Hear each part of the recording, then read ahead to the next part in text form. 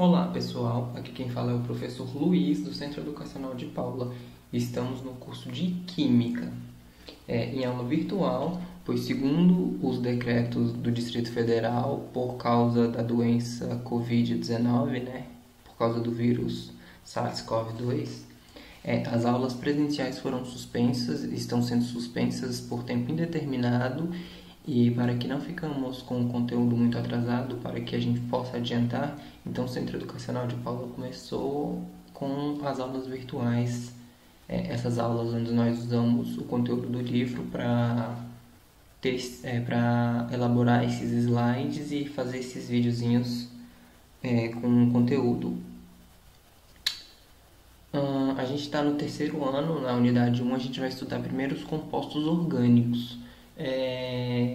Bom, e a gente vai querer identificar, a gente vai querer que com o estudo dessa unidade, com o estudo desse capítulo, a gente identifique um composto orgânico através da fórmula química dele. Mas para isso, primeiro a gente vai entender um pouco da história, de como surgiu o estudo de compostos orgânicos. Primeiro, química orgânica. Muitas das substâncias existentes em produtos naturais ou deles extraídos, ou seja, muitas das substâncias que existem, que a gente pode encontrar normalmente ou que a gente extrai de algum produto que é natural, são conhecidos desde a antiguidade. Por exemplo, o vinho, que é obtido a partir da fermentação da uva, o álcool obtido a partir da destilação de sucos fermentados. Aqui a gente tem uma ideia, um produto natural que a gente tem. A gente tem o limão, a gente tem o leite azedo, a gente tem a uva, a gente tem até a urina. Nossa urina. E as substâncias que a gente pode obter a partir desses produtos naturais do limão a gente obtém o ácido cítrico, do leite azedo a gente obtém o ácido lático, da uva a gente tem o ácido tártrico e da urina a gente obtém a ureia. Tá, ok. Entretanto, somente no século XVIII teve início a sistematização de processos de obtenção de substâncias a partir de produtos naturais. Só a partir do século XVIII que obteve a sistematização dos processos de obtenção de substâncias dos produtos naturais. No ano de 1777, século XVIII, pessoal, surge pela primeira vez a expressão química orgânica introduzida nos textos de química pelo químico sueco Torben Olaf Bergman, E assim, de acordo com ele, a gente tem que os compostos orgânicos são as substâncias são as substâncias dos organismos vivos. Ou seja, ele falava que os compostos orgânicos eram as substâncias que só os seres vivos conseguiam fabricar. Não se podia fabricar isso em laboratório. E os compostos inorgânicos eram os compostos que a gente tinha, substâncias do reino mineral, ou até as misturas que a gente fazia, Bom, o químico francês Lavoisier, o considerado pai da química moderna, depois de muitas análises concluiu que o carbono está presente em todas as substâncias provenientes de organismos. Ou seja, o Lavoisier ele percebeu que todas as substâncias orgânicas tinham compostos de carbono junto, tinham carbono. Pessoal, no início do século XIX, o químico sueco John Jacob Berzelius defendeu a ideia segundo a qual substâncias extraídas de organismos vivos não podiam ser produzidas em laboratório, pois só seres vivos possuíam força vital capaz de sintetizá-las, Que foi o que eu falei que o outro químico sueco também falava. Ele ia mais ou menos no mesmo raciocínio. Mas essa ideia ficou conhecida como teoria da força vital, ou seja, só seres vivos produziam compostos orgânicos. Só que em 1828, um químico alemão, Friedrich Wöhler, também no século XIX, lá quase no final do século XIX, ele teve inúmeras tentativas, ele fez inúmeros testes e com isso ele conseguiu preparar uma substância chamada ureia, que é a que a gente consegue encontrar na nossa urina. E sem a intervenção de qualquer força vital, ele não precisou de nenhum ser vivo para fazer isso. E ele conseguiu fazer isso, pelo aquecimento, ele conseguiu derreter um sal chamado cianato de amônio, que é um sal inorgânico, e a partir de um composto inorgânico ele conseguiu produzir matéria orgânica sem, sem o auxílio de um corpo, de um ser vivo. Ele conseguiu, a partir do laboratório, produzir. Isso foi extremamente importante para a ciência e para a matéria química orgânica em si, né? Essa operação é conhecida hoje, né, como síntese de Euler e tem importância histórica muito grande, pois a partir dela que os cientistas abandonaram a teoria da força vital e começaram a realmente preparar compostos orgânicos em laboratório, que foi o que eu falei, né, no slide anterior. Análises de compostos orgânicos confirmam a presença de carbono.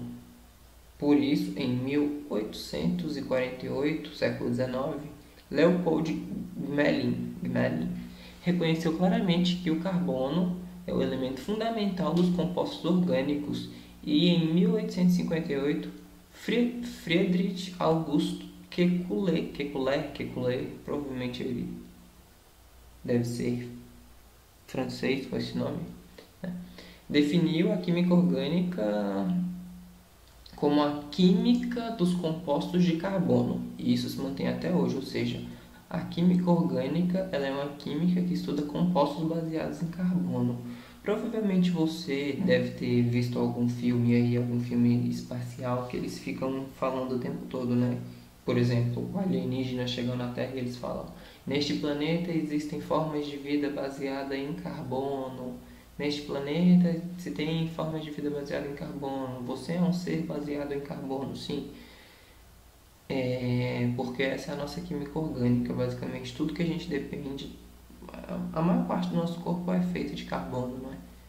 E com isso se tem esse estudo, não só filmes, até alguns desenhos falam isso.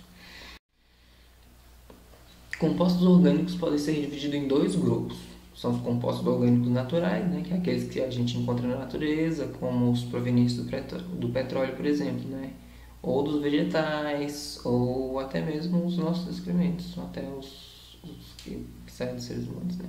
Os compostos orgânicos artificiais são aqueles que são produzidos em laboratório, ou são produzidos pelo homem, exemplo é o plástico, medicamento, corante, tecido, exemplo é o nylon, né, etc.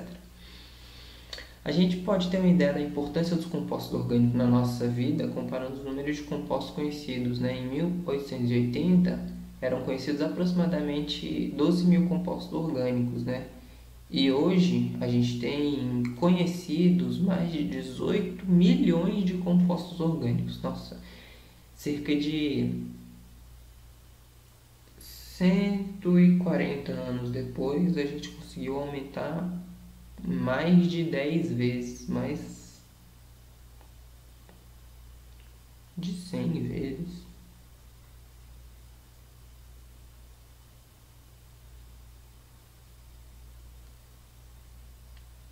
Mais de 1000 vezes. Desse modo, não se deve estranhar que 7 anos após a preparação da ureia, né, que o Euler fez isso, ele tem escrito o seguinte a um mestre dele, né, que era o Berzelius. O professor dele era Berzelius. Hoje em dia, a química orgânica quase me enlouquece. Parece-me uma primitiva selva tropical cheia das coisas mais notáveis. Uma selva infinita e aterradora na qual se tem medo de entrar, pois parece não ter saída. Porque ele admitiu que Berzelius estava errado e que podia sim produzir matéria orgânica, matéria que o corpo humano, que os seres vivos podiam produzir em laboratório também. Só precisava de um pouco de paciência e materiais adequados. Compostos orgânicos. Os compostos orgânicos ou moléculas orgânicas são substâncias químicas que contêm a sua estrutura carbono e hidrogênio, e muitas vezes com oxigênio, nitrogênio, enxofre, fósforo, boro, halogênios e outros, né? Não são moléculas orgânicas os carbetos, os carbonatos e os óxidos de carbono. Por quê? Bom, primeiro porque essas matérias, assim, óxidos de carbono, por exemplo, dióxido de carbono, a gente não considera uma matéria orgânica. Também tem os carbetos e os carbonatos, ou, por exemplo, a gente não produz tanto bicarbonato de potássio.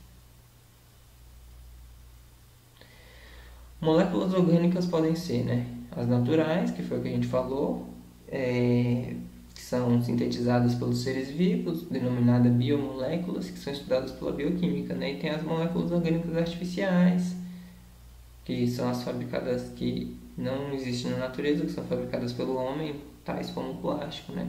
A maioria dos compostos orgânicos puros são produzidos artificialmente. É muito difícil a gente conseguir um composto orgânico puro. O nosso corpo ele produz uma mistura, ele não produz nada que seja puro. A linha que divide as moléculas orgânicas das inorgânicas tem originado polêmica e historicamente tem sido arbitrária. Porém, geralmente os compostos orgânicos apresentam carbono ligado a hidrogênio, os compostos inorgânicos não. Deste modo, o ácido carbônico é inorgânico. Entretanto, o ácido fórmico é o primeiro ácido carboxílico. Ele é orgânico. O ácido fórmico, as formigas conseguem produzir ele, por incrível que pareça. O anidro carbônico e monóxido de carbono são compostos inorgânicos. Portanto, todas as moléculas orgânicas contêm carbono. Porém, nem todas as moléculas que contêm carbono são moléculas orgânicas. Isso é muito importante de lembrar, que todas as moléculas orgânicas contêm carbono, mas nem todas as moléculas que têm carbono são moléculas orgânicas. A etimologia da palavra orgânica, né, ela procede de organos, que vem relacionado com a vida, né, em posição ao inorgânico, né, que teria o significado de tudo que carece de vida. O in ele significa tipo como se fosse o que está negando o que está continuando. Por exemplo, o a numa palavra tipo anormal significa que não é normal. Nesse caso, o in ele entra como uma oposição ao que está falando. Então está falando que se orgânico ele procede, que ele está relacionado com a vida. Então o inorgânico significa que ele está relacionado a tudo que carece de vida, tudo que não tem vida. Atualmente o termo orgânico está sendo distorcido e utilizado de forma indevida para se referir a alimentos não industrializados, né, que são os naturais, ou produtos biodegradáveis. Porém, existem diversos exemplos de produtos orgânicos que não são sequer comestíveis, nem mesmo biodegradáveis.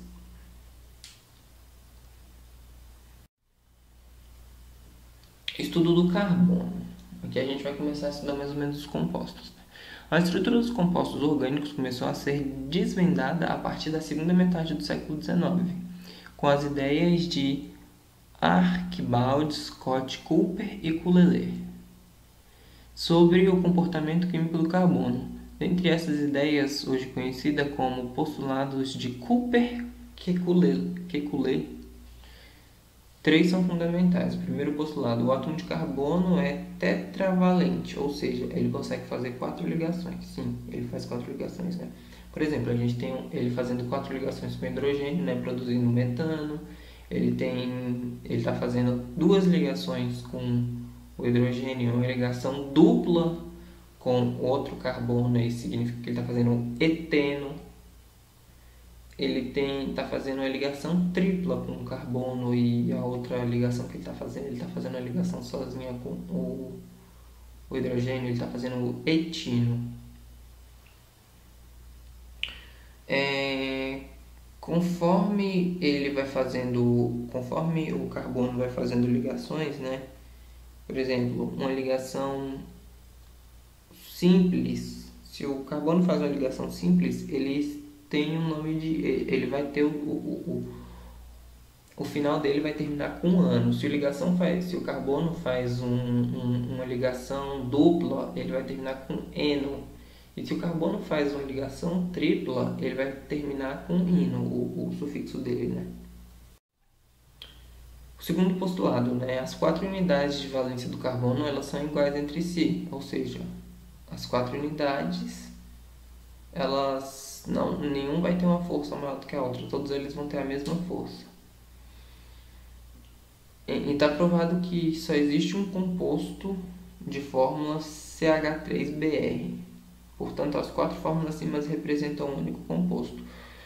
Aqui é um exemplo, a gente tem esse exemplo da ligação, né, de um carbono ligando com o bromo e fazendo uma ligação, em uma ligação com 3 hidrogênios aí, né? Uma ligação com hidrogênio, uma ligação. Ele está fazendo 3 ligações com hidrogênios diferentes e uma com bromo. Nesse caso, não interessa em que posição o bromo vai estar. Esse bromo pode estar representado em qualquer um dos 4 cantos das ligações do carbono. Ele vai continuar sendo o mesmo elemento. Ele não vai mudar. Por quê? Porque é como se você estivesse simplesmente girando essa molécula. Ela estivesse girando igual uma bola. Então, em qualquer um dos 4 cantos ele vai estar igual. O terceiro postulado, né? Átomos de carbono ligam-se diretamente entre si ou com outros elementos, formando estruturas denominadas cadeias carbônicas. Em qualquer cadeia carbônica, cada carbono estabelece sempre 4 ligações. Assim, podemos dizer que a cadeia carbônica é a estrutura formada por átomos de carbono ligados entre si, podendo haver entre 2 carbonos um átomo de outro elemento, que recebe o nome de heteroátomo. Ou seja, hétero, né, é diferente. Alguns elementos, enxofre e fósforo, também conseguem formar cadeias assim, como o carbono, mas não cadeias tão longas, estáveis e variadas como o carbono. O carbono ele é um dos átomos mais estáveis que tem, né? É muito difícil você conseguir desestabilizar. Existe um tipo de carbono, né? Ele é essencial para a vida. A gente consome muito esse carbono. Ele é um composto radioativo. Mas se a gente não conseguir não consumir esse carbono radioativo, a gente basicamente está acabando com a nossa vida, porque ele produz calor. E depois, mais para frente, esse carbono ele se transforma em nitrogênio. Ele é o carbono 14.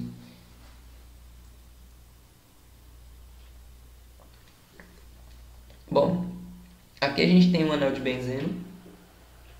O que é um anel de benzeno? Um anel de benzeno é uma cadeia de carbono fechado, fazendo com que 3 desses carbonos eles tenham ligação dupla entre si. O anel de benzeno, né, esse aqui, ele é um material também chamado de benzeno. Ele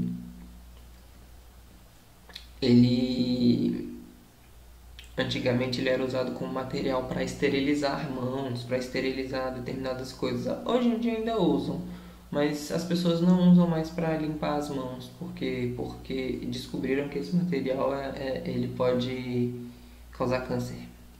Mas enfim, esse é um anel de carbono. A gente também pode chamar ele de anel aromático, porque muitos perfumes usam misturas em que usam-se ligações muito parecidas com essa. Às vezes pode ter outros elementos misturados aí, como por exemplo o fósforo ou até mesmo enxofre, ou não sei, pode ter determinados outros elementos aí, né? Também pode ter, no lugar do hidrogênio, eles podem colocar outros elementos aí, como por exemplo um oxigênio e um fósforo mais na frente, e fazer cadeias enormes aí, substituindo um dos hidrogênios aí, ou até às vezes um hidrogênio desse ele é trocado por uma outra cadeia carbônica igual essa aqui. Esse é um anel que ele é bastante utilizado na química. A gente estuda bastante ele na química orgânica, e a gente vai ver que muitos produtos, muitas vezes a gente vai usar variações desse anel e vai ter uma fórmula imensa para simbolizar alguma coisa. Bom, passando para o próximo slide. Probabilidade geral dos compostos orgânicos, né? Por apresentar ligações predominantes covalentes, são moléculas que possuem as seguintes propriedades, né? Ele tem pontos de fusão e pontos de ebulição baixos, né? Ele tem solubilidade em solventes apolares. Ele tem, em solução aquosa, ele não conduz eletricidade, porque ele não tem elétrons livres. Ele pode apresentar polimeria e isomeria. Tipos de união de átomos de carbono, né? Dois átomos de carbono podem ligar entre si através de um, dois ou três pares de ligações, ou seja, é igual que eu falei ali atrás, né? Se ele faz uma ligação simples, ele pode fazer uma ligação dupla, ele pode fazer uma ligação tripla. Eu também dei os nomes deles lá atrás. Para representar uma molécula, pode-se usar diversas fórmulas, né? Tem a fórmula eletrônica, a fórmula estrutural, a fórmula molecular e a fórmula geométrica. E a gente vai falar um pouco sobre ela, né? Para representar o gás metano, veja diferentes fórmulas que a gente que podemos utilizar, português horrível. Ignora o português, pessoal, né? A fórmula eletrônica, o que é? Ela é uma fórmula que mostra os pares eletrônicos das ligações dos átomos, que é chamada fórmula eletrônica. O que eu tenho aqui? Eu tenho um desenhozinho, eu tenho a letra C aqui que está simbolizando meu carbono e o X que está simbolizando os elétrons que estão sobrando do carbono na última camada. Aí eu tenho o hidrogênio e essas bolinhas pretas aí, elas simbolizam o elétron da camada de valência do meu hidrogênio. E como é uma ligação covalente, não é? Então, o que eles fazem? Eles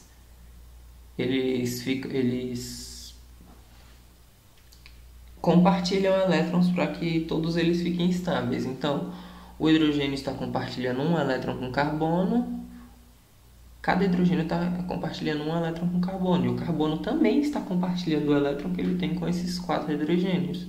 Então, nessa fórmula, a gente tem o desenhozinho dos elétrons que estão se compartilhando. A fórmula estrutural, né, ela é simplesmente as letras, significa que ele está fazendo ligações.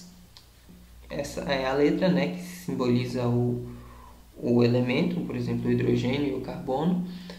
Ele tem um traço entre o hidrogênio e o carbono, por quê? Porque é a ligação que ele está fazendo com o carbono. Eu, particularmente, não gosto de usar muito a fórmula eletrônica, eu uso mais a fórmula estrutural ou a fórmula molecular, porque é mais simples. O que é a fórmula molecular? Simplesmente são as letras representantes, né? São símbolos desses elementos. E junto desses símbolos vai ter ali no cantinho, no canto inferior, a quantidade de átomos que aquele átomo está representando. Por exemplo, eu tenho um átomo de carbono para 4 átomos de hidrogênio. A fórmula geométrica,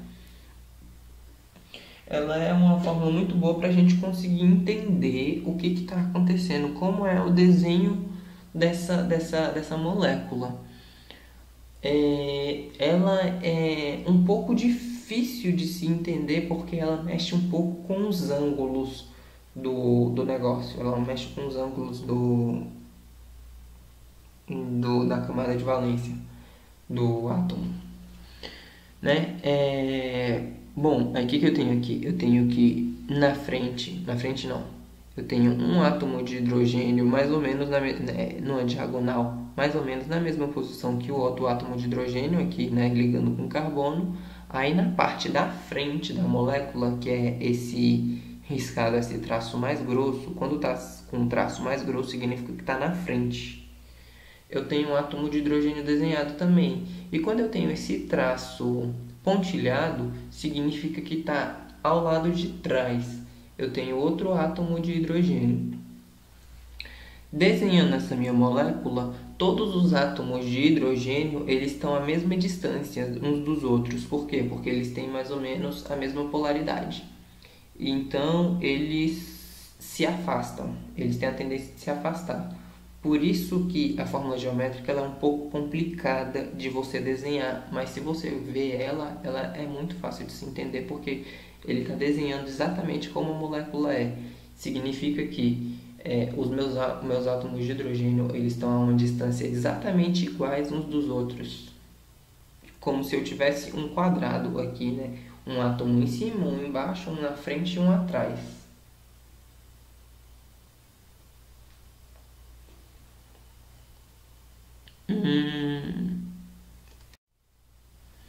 Classificação dos átomos de carbono. classificando os átomos de carbono de acordo com o número de carbono que estão ligados a ele, por exemplo, né? Nesse caso, as ligações que faltam são complementadas com hidrogênio, porque o carbono sempre deve fazer 4 ligações. Exatamente, obrigatoriamente ele está fazendo 4 ligações, pessoal.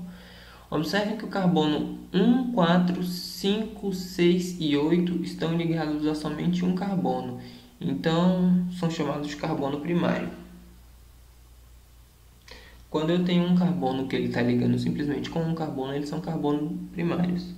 Se eu tenho um carbono que ele está ligado com dois carbonos, né, igual o 3 aqui, o carbono número 3, eles são chamados de carbonos secundários.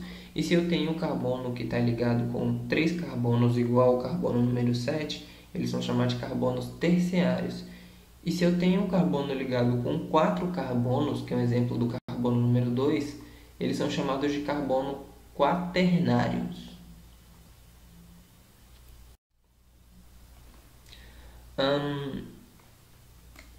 Cadeias carbônicas. A classificação das cadeias carbônicas se dá segundo 4 critérios, né? O fechamento da cadeia, eu quero saber se uma cadeia é fechada e aberta, a disposição dos átomos, né? Os tipos de ligações, as presentes e a presença de heteroátomos, que são heteroátomos, átomos que não são hidrogênio ou carbonos. As cadeias carbônicas, ou seja, as moléculas de qualquer composto orgânico que são formados pelo conjunto de todos os átomos de carbono e heteroátomos, podem ser classificadas de acordo com vários critérios a seguir. Essa classificação e os critérios adotados são bem explanados, né? Quanto ao fechamento da cadeia, vamos falar sobre isso, né? Uma cadeia ela é aberta, acíclica ou alifática. Uma cadeia aberta é aquela que possui pelo menos duas extremidades ou pontas em que não há nenhum encadeamento ou fechamento, né? Um ciclo ou um anel nela. São exemplos desses aí, ó.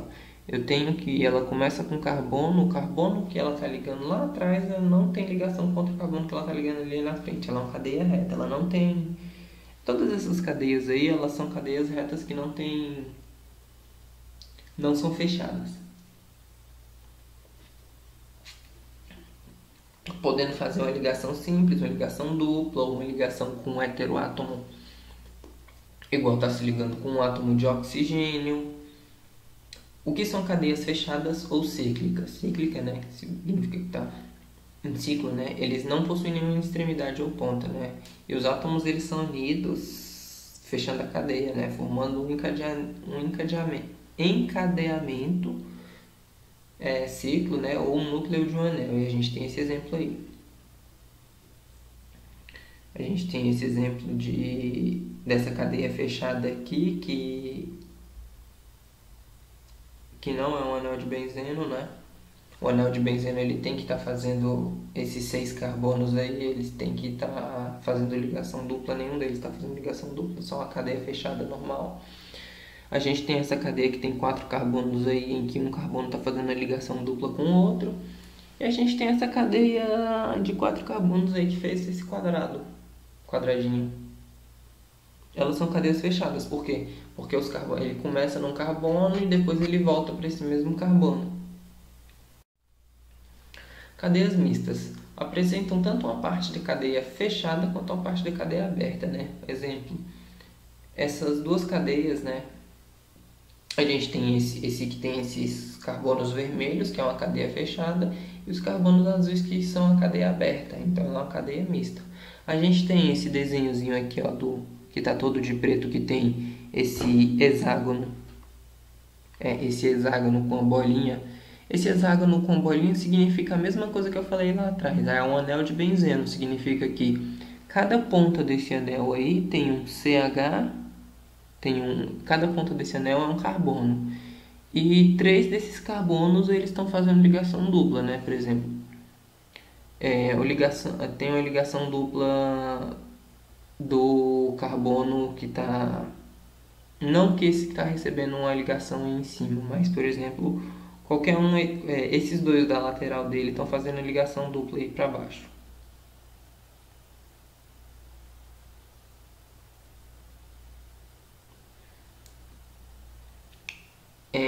os dois carbonos estão fazendo ligação dupla.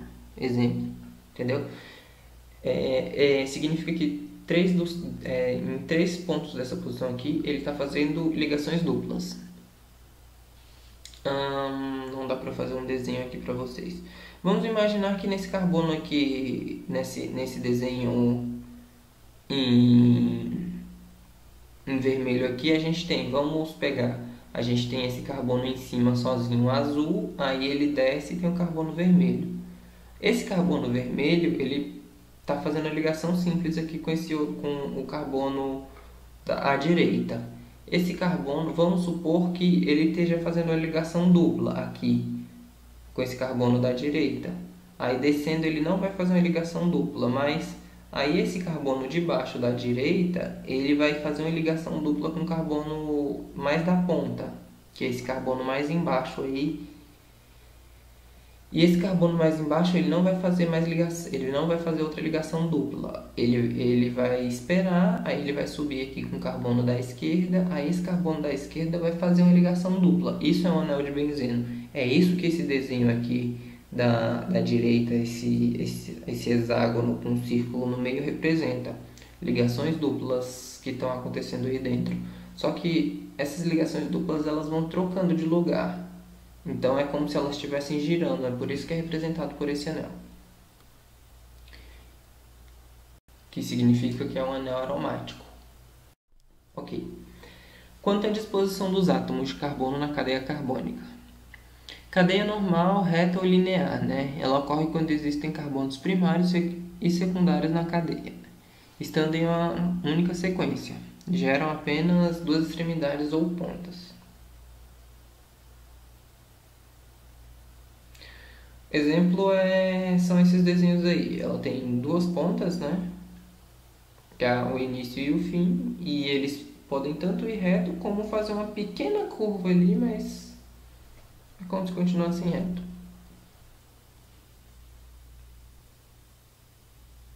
Passa. Ok. Cadeia ramificada. São aquelas que possuem 3 ou mais extremidades, né? Com carbonos terciários ou quaternários. Exemplos são esses 2 desenhos aí. A gente tem uma cadeia que seria reta, mas aí desce um carbono lá no meio da cadeia. Então a gente tem 2 pontas, é como se tivesse um T aí. Ou a gente tem essa outra cadeia carbônica, né? Em que é como se estivesse fazendo uma cruz deitada, não é? Tem uma fileira com 4 carbonos retos, aí no terceiro carbono tem um carbono subindo e outro descendo. Quanto ao tipo de ligações entre átomos de carbono, né? A gente tem a cadeia saturada, né? Que ela é uma classificação dada para as cadeias que possuem somente ligações simples entre os carbonos. Sempre que forem feitas ligações simples, as cadeias são saturadas. Também tem as cadeias insaturadas, né, que ela tem pelo menos uma ligação dupla ou tripla entre os carbonos. A gente também tem a cadeia homogênea, né, que é aquelas que não possuem nenhum heteroátomo entre os carbonos, né? Ou seja, a gente até pode ter heteroátomo que não seja carbono e hidrogênio, mas eles não estão entre os carbonos. Esse átomo ele não está fazendo ligação com outro carbono, ele só está fazendo ligação com um carbono, então ela é uma cadeia homogênea. E a cadeia heterogênea é aquela em que tem uma ligação de carbono, mas lá entre 2 ligações de carbono a gente tem um átomo que não seria um átomo de carbono, por exemplo, essa do oxigênio. A gente tem esses exemplos de cadeia em que o oxigênio ele está cortando o ciclo de cadeias com o carbono. Como eu falei para vocês, a gente tem as cadeias aromáticas, né? Que ele também é chamado de anel de benzeno, que a fórmula dele é C6H6, né? E um exemplo dele é esse aí, ó. Aqui não dá para ver direito esse desenho, mas foi o que eu falei em uns slides para trás, não é? O que aquele desenho significava, que é um hexágono com um círculo no meio. É que 3 dos que existem 3 ligações duplas desse hexágono aí. Cada ponto significa que é um carbono que está ligado a um hidrogênio. E é isso. Ele pode fazer ligações com outros, ao invés de ele estar fazendo ligação com um hidrogênio, ele pode fazer ligações com outros materiais, outras moléculas, né? Só que aí, quando é o hidrogênio, a gente não precisa ter um desenho para representar. A gente não precisa nem passar um traço para representar que ele está ligando com o hidrogênio, no caso do anel aromático. Se não for um anel aromático, a gente pode fazer um traço, mas a gente não precisa colocar hidrogênio, porque a gente vai saber que é um hidrogênio. Mas no caso, se for uma outra molécula, se for um outro átomo, a gente precisa colocar o símbolo desse átomo para representar, porque se não tiver o símbolo, a gente vai achar que é o hidrogênio. Agora, se tiver o símbolo, a gente vai saber do que ele se trata. As cadeias não aromáticas, né, ou acíclicas, né, elas são cadeias fechadas que não apresentam um anel benzênico, né, em sua estrutura. A gente tem esses exemplos aí, onde elas são cadeias fechadas. Não é acíclicas, é alicíclicas. Ok, elas são cadeias fechadas, mas elas não são cadeias aromáticas, elas são cadeias simplesmente fechadas por si só. Também tem aquele hexágono sem as três ligações duplas, ele também entra aqui. Aqui são exercícios de aplicando o conceito, eu não vou fazer eles,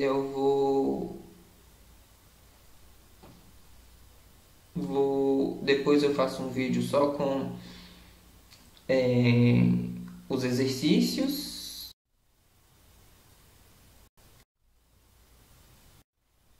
E pessoal, eu deixo aqui o meu contato para vocês, porque eu sei que química ela não é uma matéria muito simples, principalmente compostos orgânicos. Esse é meu e-mail, né? prof.luiscn@gmail.com, e meu WhatsApp para caso vocês queiram tirar dúvidas pontuais, tem alguma dificuldade para ver se eu consigo melhorar, esclarecer melhor o entendimento da matéria. Eu quero ajudar todo mundo e quero que todo mundo passe. Eu estou aqui para ajudar vocês.